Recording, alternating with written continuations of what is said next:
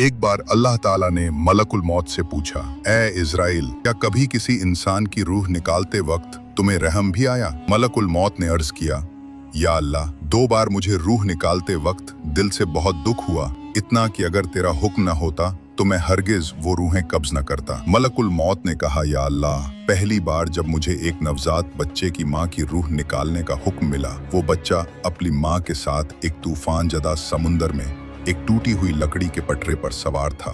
उस वक्त उस मासूम बच्चे का इस पूरी कायनात में सिर्फ एक ही सहारा था, उसकी माँ।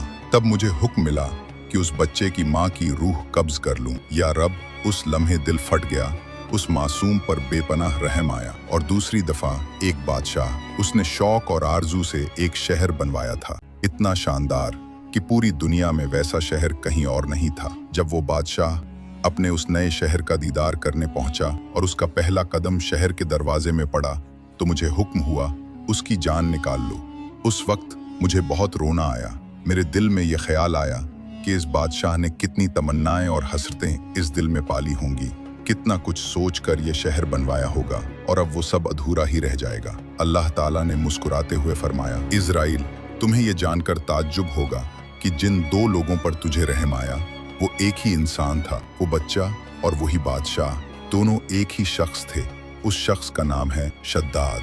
हमने उसे समुंदर के तूफानों में भी माँ के बगैर महफूज रखा, उसे जिंदा रखा, पाला पोसा, उसे दौलत और शान और शौकत की बुलंदियों तक पहुंचाया। लेकिन जब वो ताकत और दौलत के इस मुकाम पर पहुंचा तो उसने हमारी वहदानियत को चैलेंज करता है और अब मेरे ही मुकाबले में खड़ा हो गया। आखिरकार उसने अपनी सजा पाई।